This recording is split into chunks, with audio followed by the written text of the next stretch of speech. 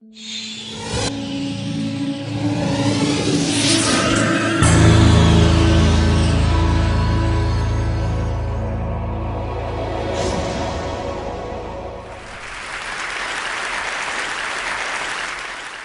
now I don't want to alarm anybody in this room, but it's just come to my attention that the person to your right is a liar. Also, the person to your left is a liar. Also, the person sitting in your very seats is a liar. We're all liars. What I'm going to do today is I'm going to show you what the research says about why we're all liars, how you can become a lie spotter, and why you might want to go the extra mile and go from lie spotting to truth-seeking, and ultimately to trust-building. Now, speaking of trust, ever since I wrote this book, Lie Spotting, no one wants to meet me in person anymore. No. They say, it's okay, we'll email you. I can't even get a coffee date at Starbucks. My husband's like, honey, deception. Maybe you could have focused on cooking. How about French cooking? So before we get started, what I'm going to do is I'm going to clarify my goal for you, which is not to teach a game of gotcha. Lie spotters aren't those nitpicky kids, those kids in the back of the room that are shouting, gotcha, gotcha, your eyebrow twitched, you flared your nostril, I watched that TV show, lie to me, I know you're lying. No. Lie spotters are armed with scientific knowledge of how to spot deception. They use it to get to the truth. And they do what mature leaders do every day. They have difficult conversations with difficult people, sometimes during very difficult times. And they start up that path by accepting a core proposition. And that proposition is the following: lying is a cooperative act.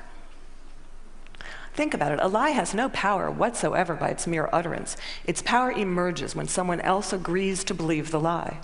So I know it may sound like tough love, but look, if at some point you got lied to, it's because you agreed to get lied to. Truth number one about lying. Lying's a cooperative act. Now, not all lies are harmful.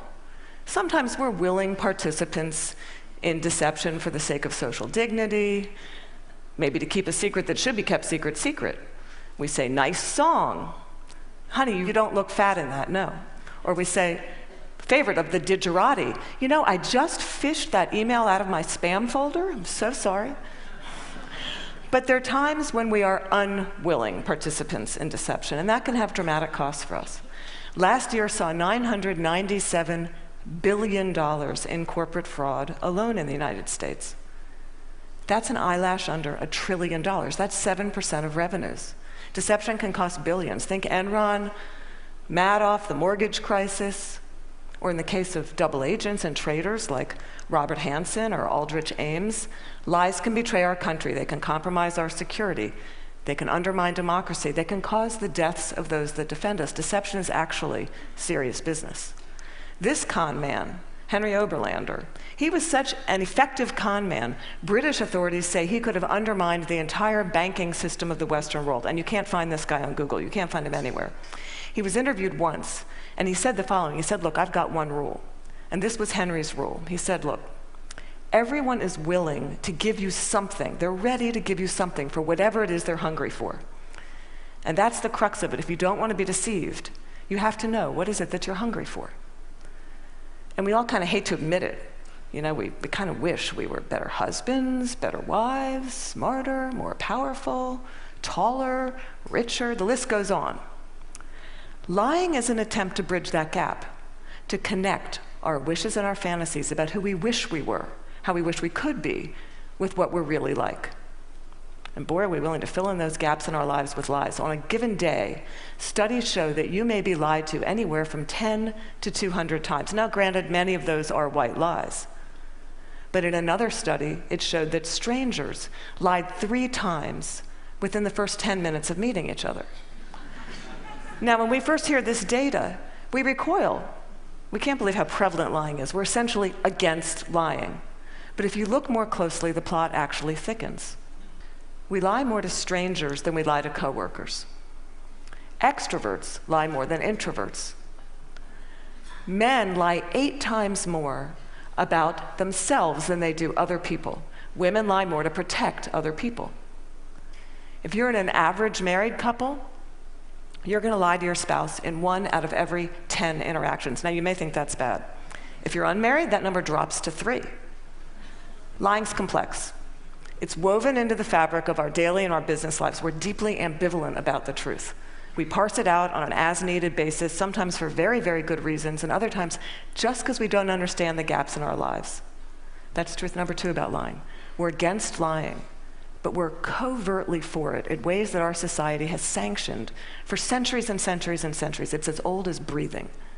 It's part of our culture. It's part of our history. Think Dante, Shakespeare, the Bible, news of the world.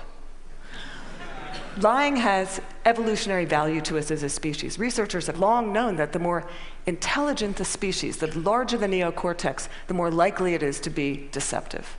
Now, you might remember Coco. Does anybody here remember Coco the gorilla, who was taught sign language? Coco was taught to communicate via sign language. Here's Coco with her kitten. It's her cute little fluffy pet kitten. Coco once blamed her pet kitten for ripping a sink out of the wall. We're hardwired to become leaders of the pack. It starts really, really early. How early? Well, babies will fake a cry, pause, wait to see who's coming, and then go right back to crying. 1-year-olds learn concealment. 2-year-olds bluff. 5-year-olds lie outright. They manipulate via flattery. 9-year-olds, masters of the cover-up. By the time you enter college, you're going to lie to your mom in 1 out of every 5 interactions.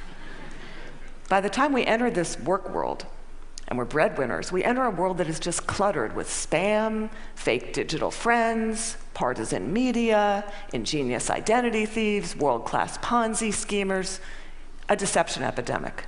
In short, what one author calls a post-truth society. It's been very confusing for a long time now. What do you do? Well, there's steps we can take to navigate our way through the morass. Trained lie spotters get to the truth 90% of the time. The rest of us, we're only 54% accurate. Why is it so easy to learn? Well, they're good liars and they're bad liars. They're no real original liars. We all make the same mistakes. We all use the same techniques. So what I'm going to do is I'm going to show you 2 patterns of deception, and then we're going to look at the hot spots and see if we can find them ourselves. We're going to start with speech. I want you to listen to me. I'm going to say this again. I did not have sexual relations with that woman, Miss Lewinsky. I never told anybody to lie, not a single time, never. These allegations are false, and I need to go back to work for the American people. Thank you. Okay, what were the telltale signs? Well, first we heard what's known as a non-contracted denial. Studies show that people who are overdetermined in their denial will resort to formal rather than informal language. We also heard distancing language, that woman. We know that liars will unconsciously distance themselves from their subject using language as their tool. Now, if Bill Clinton had said, well, they tell you the truth, or Richard Nixon's favorite, in all candor, he would have been a dead giveaway for any lie spotter that knows that qualifying language, as it's called, qualifying language like that, further discredits the subject.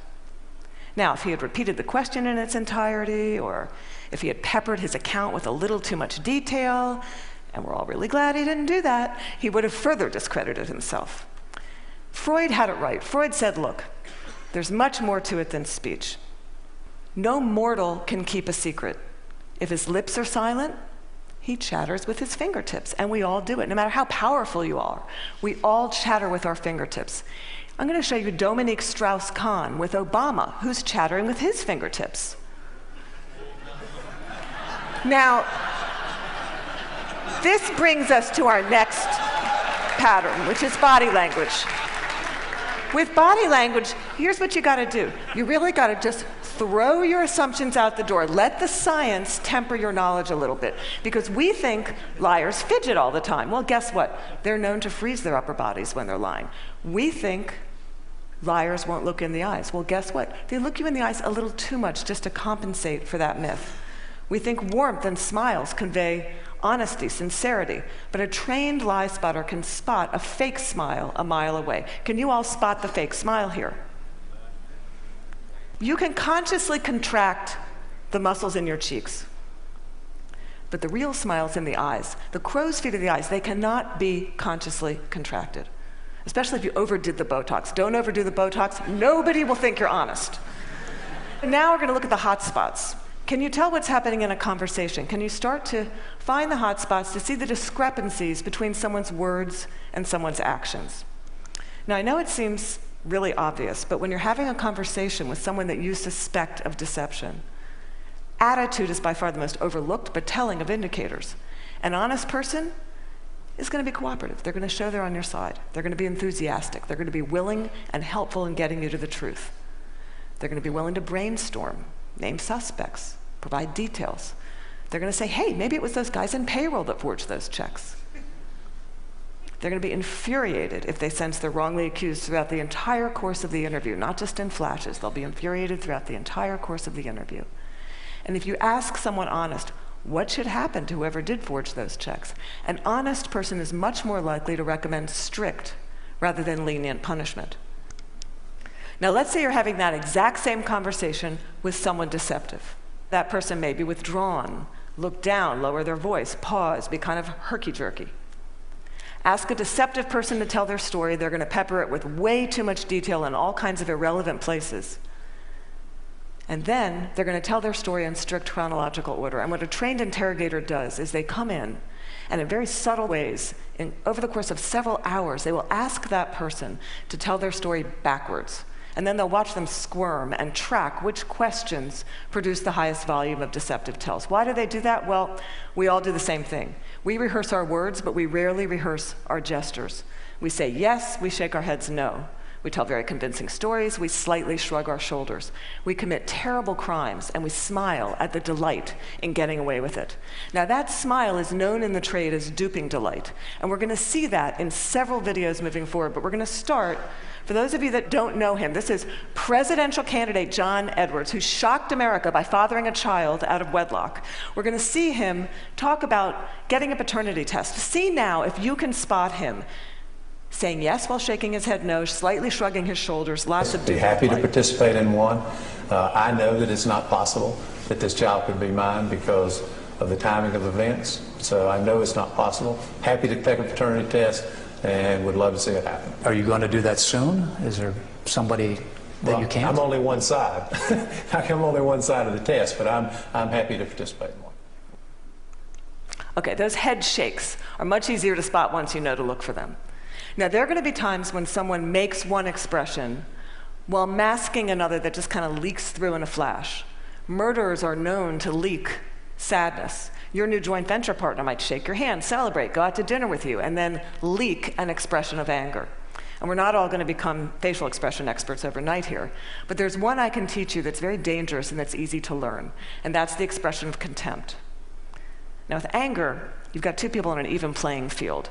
It's still somewhat of a healthy relationship, but when anger turns to contempt, you've been dismissed. It's associated with moral superiority, and for that reason, it's very, very hard to recover from. Here's what it looks like.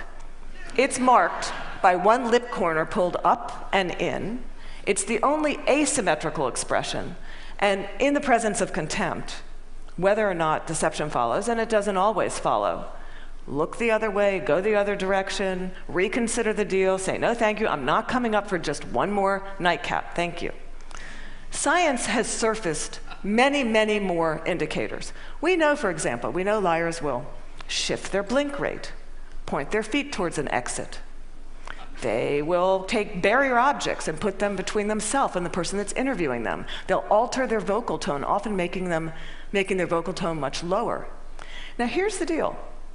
These behaviors are just behaviors. They're not proof of deception. They're red flags. We're human beings. We make deceptive, flailing gestures all over the place all day long. They don't mean anything in and of themselves. But when you see clusters of them, that's your signal. Look, listen, probe, ask some hard questions, get out of that very comfortable mode of knowing, walk into curiosity mode, ask more questions. Have a little dignity. Treat the person you're talking to with rapport. Don't try to be like those folks on Law and Order and those other TV shows that pummel their subjects into submission. Don't be too aggressive. It doesn't work. Now, we've talked a little bit about how to talk to someone who's lying and how to spot a lie. And as I promised, we're now going to look at what the truth looks like. And I'm going to show you two videos, two mothers. One is lying, one is telling the truth. And these were surfaced by researcher David Matsumoto in California. And I think they're an excellent example of what the truth looks like. This mother, Diane Downs, shot her kids at close range, drove them to the hospital while they bled all over the car, claimed a scraggy-haired stranger did it. And you'll see when you see the video, she can't even pretend to be an agonizing mother. What you want to look for here is an incredible discrepancy between horrific events that she describes and her very, very cool demeanor. And if you look closely, you'll see duping delight throughout this video. But at night, when I close my eyes, I can see Christy reaching her hand out to me while I'm driving, and the blood just keep coming out of her mouth. And that, maybe it'll fade too with time, but I don't think so. That haunts me the most.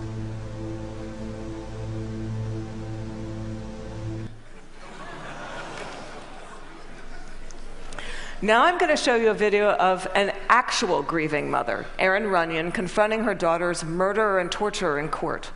Here you're going to see no false emotion, just the authentic expression of a mother's agony. I wrote the statement on the 3rd anniversary of the night you took my baby. And you hurt her, and you crushed her, you terrified her, until her heart stopped. And she fought, and I know she fought you. I know she looked at you with those amazing brown eyes, and you still wanted to kill her. And I don't understand it, and I never will. Okay, there's no doubting the veracity of those emotions. Now, the technology around what the truth looks like is progressing on, the science of it. We know, for example, that we now have specialized eye trackers, infrared brain scans, MRIs that can decode the signals that our bodies send out when we're trying to be deceptive. And these technologies are going to be marketed to all of us as panaceas for deceit. And they will prove incredibly useful someday. But you've got to ask yourself, in the meantime, who do you want on your side of the meeting? Someone who's trained in getting to the truth, or some guy who's going to drag a 400-pound electroencephalogram through the door? Lie spotters rely on human tools. They know, as someone once said, character's who you are in the dark. And what's kind of interesting is that today we have so little darkness. Our world is lit up 24 hours a day. It's transparent, with blogs and social networks broadcasting the buzz of a whole new generation of people that have made a choice to live their lives in public. It's a much more noisy world. So one challenge we have is to remember, oversharing, that's not honesty. Our manic tweeting and texting can blind us to the fact that the subtleties of human decency, character, integrity, that's still what matters. That's always what's going to matter. So in this much noisier world, it might make sense for us to be just a little bit more explicit about our moral code. When you combine the science of recognizing deception with the art of looking, listening, you exempt yourself from collaborating in a lie. You start up that path of being just a little bit more explicit because you signal to everyone around you. You say, hey, my world, our world, it's going to be an honest one. My world is going to be one where truth is strengthened and falsehood is recognized and marginalized. And when you do that, the ground around you starts to shift just a little bit. And that's the truth. Thank you.